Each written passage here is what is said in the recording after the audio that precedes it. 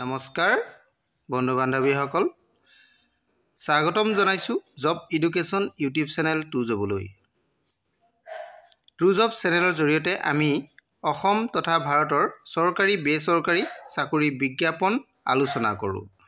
আজিও ঠিক তেনেধৰণে এটা বিশেষ বিজ্ঞাপনৰ বিষয়ে আলোচনা কৰিম। গতিকে বন্ধু বান্ধৱীসকল ভিডিঅ'টো শেষলৈকে চাব। আমি এই ভিডিঅ'ৰ জৰিয়তে কোন বিভাগত নিযুক্তি হ'ব, কিমানটা খালী পদ আছে, বয়স কিমান হ'ব লাগিব আৰু শিক্ষাগত অৰ্হতা কিমান লাগিব, আবেদনৰ অন্তিম তাৰিখ, দৰমহা কিমান হ'ব, এই সকলোবোৰ জানিবলৈ আপোনালোকে ভিডিঅ'টো শেষলৈকে চাব। যদি আপোনালোক মোৰ চেনেলত প্ৰথমবাৰলৈ আহিছে তেনেহ'লে চেনেলটো ছাবস্ক্ৰাইব কৰি দিব। বন্ধু বান্ধৱীসকল আহক আমি এতিয়া ভিডিঅ'টো আৰম্ভ অসমৰ কাৰণে অসম গ্ৰামীণ বিকাশ বেংকৰ পদ আছে। এই পদসমূহ পূৰণৰ কাৰণে প্ৰকাশ কৰা হৈছে। এতিয়া আমি বিজ্ঞাপনটোৰ সবিশেষ জানি লওঁ আহক। ইয়াতে দুই ধৰণৰ পদ আছে, আপোনালোকে চাব পাৰিব। ইয়াতে প্ৰথম যিটো পদ আছে এইটো গ্ৰুপ এ। গ্ৰুপ এত আছে অফিচাৰ্ছ পদ স্কেল 1, স্কেল 2, স্কেল 3 তিনিটা ধৰণত আছে। আৰু গ্ৰুপ বিত আছে অফিচ এছিষ্টেণ্ট মাল্টিপাৰ্পজ, এইটো পদ আছে। এইকেইটা পদৰ কাৰণে আছে। ইয়াতে সকলোবিলাক অনলাইন হ'ব, অনলাইন এক্সাম হ'ব আৰু ইয়াৰে চিলেকশ্যনবিলাক সকলোবিলাক অনলাইনতে হ'ব আৰু অনলাইনো আবেদন কৰিব লাগিব। এতিয়া আমি আহোঁ ইয়াৰে ইম্পৰ্টেণ্ট যিখিনি ডেট আছে, ডেটকেইটা আমি প্ৰথমে জানি লওঁ আহক। ইয়াতে মেইন ইম্পৰ্টেণ্ট ডেটকেইটা মই আপোনালোকক জনাই দিছোঁ। ইয়াতে অনলাইন আপোনালোকে যিহেতু কৰিব লাগিব, এই অনলাইন এপ্লিকেশ্যন আৰু ৰেজিষ্ট্ৰেশ্যনটো আপোনালোকৰ 6 জুন 2024 পৰা আৰম্ভ হ'ব। 7 জুন 2024 পৰা আৰম্ভ হ'ব আৰু 27 জুন 2024লৈকে হ'ব। আৰু আপোনালোকৰ ইয়াতে মই মেইন ইম্পৰ্টেণ্ট পইণ্টকেইটা দেখাই দিছোঁ। আৰু আপোনালোকৰ ইয়াতে পৰীক্ষা যিহেতু এক্সাম দুটা পৰ্যায়ত হ'ব, এটা প্ৰিলিমিনাৰী হ'ব, এটা হ'ব মেইন এক্সাম। দুই ধৰণে পৰীক্ষা হ'ব। ইয়াতে যিটো অনলাইন এক্সাম যিহেতু হ'ব, এই অনলাইন এক্সামটো প্ৰিলিমিনাৰীটো আপোনালোকৰ আগষ্টত হ'ব আৰু যিটো মেইন এক্সাম সেইটো ছেপ্টেম্বৰ অক্টোবৰ ভিতৰত হ'ব। এইখিনি আপোনালোকে গম পালে। আৰু ইম্পৰ্টেঞ্চ ডেটসমূহ আছে, এই ডেটসমূহ আপোনালোকে ইয়াতে চাই ল'ব পাৰিব। আপোনালোকৰ এই পদসমূহৰ চিলেকশ্যন হ'ব। চিলেকশ্যন হোৱাৰ পিছত আপোনালোকক ইয়াতে জইনিং দিব। জইনিংটো আপোনালোকৰ জানুৱাৰী মাহত দিয়া হ'ব বুলি ইয়াতে উল্লেখ আছে। আৰু আমি এতিয়া আহোঁ এই পদসমূহৰ কাৰণে আপোনালোকে এটা ফিজো পে'মেণ্ট কৰিব লাগিব। এই ফিজ পে'মেণ্টটো ইয়াতে উল্লেখ আছে, আপোনালোকে চাব এপ্লিকেশ্যন ফিজ। এই ফিজটো আপোনালোকে অনলাইন থ্ৰু পে'মেণ্ট কৰিব লাগিব। এইটো 7 জুন 2024 পৰা 27 জুন 2024 ভিতৰত এইটো পে'মেণ্টটো কৰিব লাগিব আপোনালোকে, অৰ্থাৎ অনলাইন এপ্লিকেশ্যন কৰোঁতে এইটো পে'মেণ্ট কৰিব লাগিব।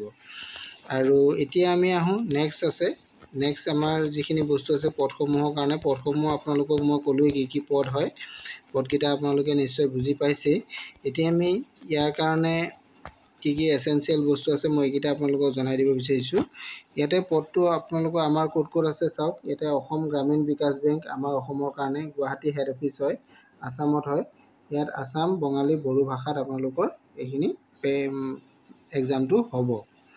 গতিকে আপোনালোকে ইয়াতে এক্সামটো বুজি পালে। এক্সামিনেশ্যন চেণ্টাৰো কি কি আছে আপোনালোকে এইখিনিও চাই ল'ব পাৰিব। ইয়াৰ কাৰণে আপোনালোকে ইণ্ডিয়ান চিটিজেন হ'লেও এপ্লাই কৰিব পাৰিব, বা নেপালৰ চিটিজেন হ'লেও এপ্লাই কৰিব পাৰিব, বা ভূটানৰ চিটিজেন হ'লেও আপোনালোকে এপ্লাই কৰিব পাৰিব। আৰু এই পদসমূহৰ কাৰণে আপোনালোকৰ বয়সৰ সীমাটোৰ কথা উল্লেখ আছে। গ্ৰুপ বিত যিহেতু অফিচ এছিষ্টেণ্ট মাল্টিপাৰ্পছৰ পদ আছে, এই মাল্টিপাৰ্পছৰ পদটোৰ কাৰণে আপোনালোকৰ বয়সটো 18 পৰা 28 বছৰৰ ভিতৰত হ'ব লাগিব। আৰু গ্ৰুপ এৰ যিটো পদ আছে, গ্ৰুপ এত যিহেতু তিনিটা পদ আছে। গ্ৰুপ এত আপোনাৰ officers scale 1 assistant manager, officer scale 2 manager আৰু অফিচাৰ স্কেল 3 ছিনিয়ৰ মেনেজাৰ, এই তিনিটা বিভাগত আছে। এই তিনিটাত আপোনালোকৰ প্ৰথম স্কেল 1 এছিষ্টেণ্ট মেনেজাৰ পদৰ কাৰণে 18 পৰা 30 বছৰৰ ভিতৰত হ'ব লাগিব। আৰু মেনেজাৰ পদৰ কাৰণে 21 পৰা 32 বছৰৰ ভিতৰত হ'ব লাগিব। আৰু ছিনিয়ৰ মেনেজাৰৰ কাৰণে 21 বছৰৰ পৰা 40 বছৰৰ ভিতৰত বয়সটো হ'ব লাগিব। আৰু কেটেগৰী ৱাইজত আপোনালোকৰ এজৰ ৰিলেক্সেশ্যন পাব। ইয়াতে ৰিলেক্সেশ্যনটো দিয়া হৈছে। SC আৰু ST কেণ্ডিডেটসকলে 5 বছৰ আপাৰ এজৰ ৰিলেক্সেশ্যন পাব আৰু OBC কেণ্ডিডেটসকলে 3 বছৰ ৰিলেক্সেশ্যন পাব আৰু যিসকল PWBD কেণ্ডিডেট আছে তেওঁলোকে 10 বছৰ ৰিলেক্সেশ্যন পাব আৰু যিসকল এক্স সাৰ্ভিসমেন কেণ্ডিডেট আছে তেওঁলোকেও ইয়াতে 3+8 ইয়াৰ্স ৰিলেক্সেশ্যন পাব। এইখিনি আপোনালোকে এজৰ ৰিলেক্সেশ্যনৰ কথা আপোনালোকক কোৱা হ'ল আৰু আমি নেক্সট আমি চাওঁ কি বস্তু আমাৰ এই কাৰণে ইম্পৰ্টেন্ট আছে। মই ইম্পৰ্টেন্ট পইণ্ট কেইটা আপোনালোকক দেখাই দিব বিচাৰিছোঁ। আমি এতিয়া কিছু বিজ্ঞাপনটোৰ তললৈ গৈ আছোঁ। যদি আপোনালোকে এতিয়ালৈকে মোৰ চেনেলটো ছাবস্ক্ৰাইব কৰা নাই তেনেহ'লে চেনেলটো ছাবস্ক্ৰাইব কৰি লওক। তেতিয়া আপোনালোকক মই এনেধৰণে অসমৰ সকলো বিজ্ঞাপন মোৰ ভিডিঅ' দি থাকোঁ, গতিকে আপোনালোকে এইখিনি চাব পাৰিব। আপোনালোকে ভিডিঅ'টো ভাল লাগিলে আপোনালোকে লাইক কমেণ্ট শ্বেয়াৰ কৰি দিব বুলি মই আশা ৰাখিছোঁ। আহকচোন আমি এতিয়া ইয়াৰ পিছৰ পৰ্যায়ত আমি আগবাঢ়োঁ। এডুকেশ্যনেল কোৱালিফিকেশ্যন ইয়াতে আহিছে, এডুকেশ্যনেল কোৱালিফিকেশ্যনৰ কথা আহিছে আৰু লগতে এক্সপিৰিয়েঞ্চৰ কথাও ইয়াতে আছে। আমাৰ যিটো অফিচ এছিষ্টেণ্ট মাল্টিপাৰ্পজ গ্ৰুপ বিৰ পদ হয়, এই গ্ৰুপ বি পদটোৰ কাৰণে আপোনালোকৰ বেচেলৰ ডিগ্ৰী লাগিব, এনি ডিচিপ্লিন হ'ব লাগিব। আপোনালোকৰ BA হওক, BSc হওক বা BCom হওক, তাতে অনাৰ্ছ হওক বা জেনেৰেল হওক, যিকোনো হ'লে আপোনালোকে এই পদৰ কাৰণে এপ্লাই কৰিব পাৰিব। আৰু লগতে আপোনালোকে লোকেল লেংগুৱেজৰ প্ৰিফাৰেঞ্চ থাকিব লাগিব আৰু যদি কম্পিউটাৰ নলেজ আছে তেতিয়াহ'লে আপোনালোকে এই পদটোৰ কাৰণে এপ্লাই কৰিব পাৰিব। ইয়াৰ কাৰণে যিটো অফিচ এছিষ্টেণ্ট মাল্টিপাৰ্পজ পদ, ইয়াৰ কাৰণে আপোনালোকৰ কোনো ধৰণৰ এক্সপিৰিয়েঞ্চ নালাগে, ন' এক্সপিৰিয়েঞ্চ। আৰু নেক্সট যিটো আমাৰ পদ আছে অফিচ এছিষ্টেণ্টৰ কাৰণে এছিষ্টেণ্ট মেনেজাৰ যিটো পদ আছে স্কেল 1ৰ গ্ৰুপ এৰ, ইয়াৰ কাৰণেও আপোনালোকৰ বেচেলৰ ডিগ্ৰী লাগিব।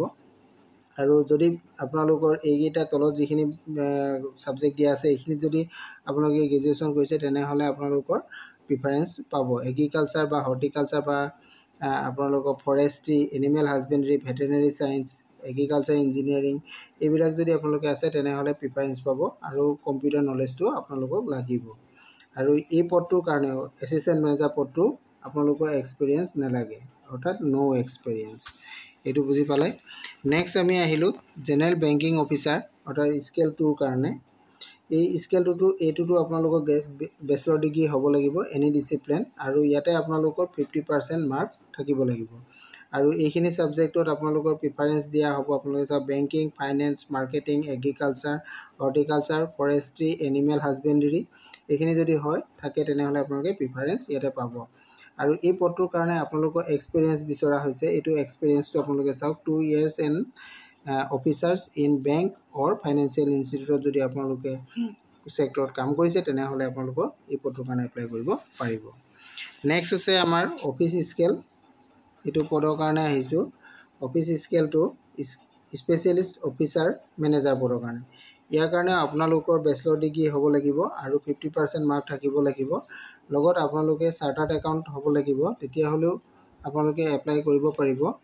এই পদকেইটাৰ কাৰণে আপোনালোকৰ চাৰ্টাৰ্ড একাউণ্টৰ 1 years এক্সপিৰিয়েঞ্চ থাকিব লাগিব বা আপোনালোকৰ আৰু এটা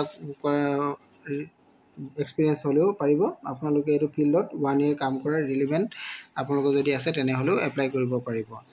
আৰু ইয়াতে আৰু আছে ল' অফিচাৰ আছে, ল' অফিচাৰ পদৰ কাৰণেও আছে। আপোনালোকে যদি ডিগ্ৰী যিকোনো ডিপাৰ্টমেণ্টত হয় তেনেহ'লে আপোনাৰ 50% থাকে তেতিয়াহ'লেও কৰিব পাৰিব। আৰু ল'ত আপোনালোকৰ এইটো law' officer in banking finance institute for the period of not less than 2 years, 2 yearsৰ ওপৰত যদি আপোনালোকৰ এক্সপিৰিয়েঞ্চ আছে এইটো পদৰ কাৰণে এপ্লাই কৰিব পাৰিব। এইটো নিশ্চয় বুজি পালে। এতিয়া আমি আহোঁ নেক্সট আছে অফিচাৰ্ছ 3, এইটো ছিনিয়ৰ মেনেজাৰ কাৰণে। ইয়াৰ কাৰণেও আপোনালোকৰ বেচেলৰ ডিগ্ৰী লাগিব, 50% হ'ব লাগিব আৰু প্ৰিফাৰেঞ্চ আপোনালোকে পাব ডিগ্ৰীত যদি আপোনালোকৰ ডিপ্ল'মা ইন ডিগ্ৰী বা ডিপ্ল'মা ইন বেংকিং বা ফাইনেন্স, মাৰ্কেটিং এইবিলাকৰ যদি ডিপ্ল'মা আছে তেনেহ'লে আপোনালোকে প্ৰিফাৰেঞ্চটো পাব ইয়াতে। আৰু ইয়াতে 5 yearsত আপোনালোকৰ এক্সপিৰিয়েঞ্চ বিচৰা হৈছে। এইখিনি কথা আপোনালোকে বুজি পালে। গোটেই পদকেইটাৰ ডিটেইলছটো মই আপোনালোকক দিলোঁৱেই। এতিয়া আমি আহোঁ ইয়াৰ পিছত কেনেধৰণে আপোনালোকে আবেদন কৰিব। আবেদন কৰিবলৈ হ'লে আমি এটা কথা ইয়াতে উল্লেখ কৰিব লাগিব, আপোনালোকে আবেদন কৰোঁতে এটা আবেদন ফিজ আপোনালোকে পে'মেণ্ট কৰিব লাগিব। এই আবেদন ফিজটো অফিচাৰ্ছ যিখিনি পদ আছে স্কেল 1, স্কেল 2, স্কেল 3, ইয়াৰ কাৰণে জেনেৰেল যিসকল কেণ্ডিডেট তেওঁলোকে 850 টকা পে'মেণ্ট কৰিব লাগিব আৰু যিসকল SC ST PWBD কেণ্ডিডেট হয় তেওঁলোকে 175 পে'মেণ্ট কৰিব লাগিব। আৰু যিসকলে অফিচ এছিষ্টেণ্ট মাল্টিপাৰ্পজ পদৰ কাৰণে এপ্লাই কৰিব বিচাৰে তেওঁলোকেও আদাৰ কেণ্ডিডেটসকলে 850 পে'মেণ্ট কৰিব লাগিব। আৰু SC ST PWBD ESM DESM কেণ্ডিডেটসকলে 175 payment কৰিব লাগিব। এইটো আপোনালোকে অনলাইন থ্ৰু পে'মেণ্ট কৰিব লাগিব ইমান তাৰিখৰ পৰা ইমান তাৰিখৰ ভিতৰত, অৰ্থাৎ 7/6/2024 পৰা 27/6/2024 ভিতৰত আপোনালোকে এইটো পে'মেণ্ট কৰিব লাগিব। এইখিনি কথা গম পালে। এতিয়া আমি আহোঁ এক্সাম পেটাৰ্ণলৈ। আপোনালোকৰ যিহেতু ইয়াতে এক্সামটো দুই ধৰণে হ'ব, এটা প্ৰিলিমিনাৰী হ'ব, এটা হ'ব মেইন টেষ্ট হ'ব। প্ৰিলিমিনাৰী আপোনালোকৰ মাল্টিপাৰ্পজ যিটো পদ আছে অফিচ এছিষ্টেণ্টৰ কাৰণে, ইয়াতে আপোনালোকৰ প্ৰথম প্ৰিলিমিনাৰী টেষ্টত 80 মাৰ্কছৰ কুৱেশ্যন 80 মাৰ্ক আপোনালোকৰ পৰীক্ষা হ'ব। 80 কুৱেশ্যন 80 মাৰ্কছ। ইয়াতে টাইমটো দিয়া হ'ব আপোনালোকৰ 45 মিনিটছ দিয়া হ'ব। ছাবজেক্টকেইটা ইয়াতে দিয়া আছে ৰিজনিং আৰু নিউমাৰিকেল এবিলিটি, এইকেইটাৰ ওপৰত হ'ব। আৰু নেক্সট আছে আমাৰ অফিচাৰ স্কেল 1। স্কেল 1ৰ যিটো পদ আছে, অৰ্থাৎ আপোনালোকৰ এছিষ্টেণ্ট মেনেজাৰ যিটো পদ, ইয়াৰ কাৰণেও 80 কুৱেশ্যন 80 মাৰ্কছ হ'ব। 45 মিনিটছত এইটো এক্সাম হ'ব। এইটো প্ৰিলিমিনাৰীটো। ইয়াতে ছাবজেক্টটো ৰিজনিং থাকিব আৰু কোৱান্টিটিভ এটিটিউড থাকিব। এইকেইটা ছাবজেক্ট ইয়াৰ ওপৰত থাকিব। আৰু আছে আপোনালোকৰ যিটো মাল্টিপাৰ্পজৰ কাৰণে যিটো মেইন এক্সাম হ'ব, এই মেইন এক্সামটো আপোনালোকৰ 200 হ'ব। 200 কুৱেশ্যন 200 মাৰ্কছ, 2 ঘণ্টাত আপোনালোকে এইটো এক্সাম দিব লাগিব। ইয়াতে ছাবজেক্টখিনি দিয়া আছে ৰিজনিং থাকিব, computer knowledge, general awareness, English language, Hindi language আৰু নিউমাৰিকেল এবিলিটি। এইকেইটাৰ ওপৰত আপোনালোকৰ মেইন এক্সামটো হ'ব অফিচ এছিষ্টেণ্টৰ পদৰ কাৰণে। আৰু আছে আৰু স্কেল 1ৰ যিখিনি পদ আছে, এইখিনি অফিচাৰ যিখিনি পদ, এই পদখিনিৰ কাৰণেও আপোনালোকৰ 200 মাৰ্কছৰ মেইন এক্সাম হ'ব 200 কুৱেশ্যনৰ কাৰণে। ইয়াতে টাইমটো আপোনালোকৰ 2 ঘণ্টা দিয়া হ'ব। ছাবজেক্টকেইটা থাকিব reasoning, computer knowledge, general awareness, English language, Hindi language, quantitative attitude থাকিব।